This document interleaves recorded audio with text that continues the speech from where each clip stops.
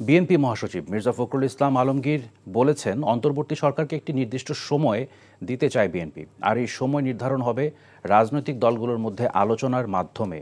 সকালে রাজধানীর গুলশানে বিএনপি চেয়ারপারসনের কার্যালয়ে এক সংবাদ সম্মেলনে এসব কথা বলেন মির্জা ফখরুল। সেই সাথে তিনি বলেন, দ্রুত সময়ের মধ্যে অন্তর্বর্তী সরকারের সঙ্গে রাজনৈতিক দলগুলোর আলোচনা না হলে ভুল বোঝাবুঝিও সৃষ্টি হতে পারে।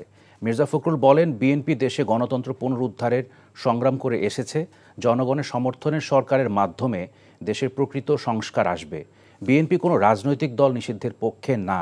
উল্লেখ করে মির্জা ফখরুল বলেন, যারা দেশের স্বাধীনতার সার্বভৌমত্বের পক্ষে তাদের রাজনীতি করার অধিকার আছে। যে ইন্টারিম গভর্নমেন্ট তাকে সেই যৌক্তিক সময় অবশ্যই দিতে হবে এবং তার জন্য সকল প্রকার কোঅপারেশন সহযোগিতা কিন্তু আমরা এখন পর্যন্ত করে চলেছি। আমরা কি চাই, ওনারা কি চান, জনগণ কি চায়, একটা আলোচনা হতে হবে। তো সেই আলোচনাটার জন্য আমরা বলেছি যে সংলাপ হওয়া প্রয়োজন। বর্তমান সরকারের সঙ্গে আপনার রাজনৈতিক দলগুলোর অতি দ্রুত আলোচনা প্রয়োজন। তো আমরা তো সংস্কার চাই, তো সেই সংস্কারটা তো অবশ্যই হতে হবে আপনার একটা জনগণের সমর্থন নিয়ে সমর্থন হতে হবে। আমি অনুরোধ করবো সবাইকে যে তারা যেন এই ধরনের এমন কোনো বক্তব্য না দেন যে বক্তব্যগুলো কখনো বিভাজন সৃষ্টি করবে।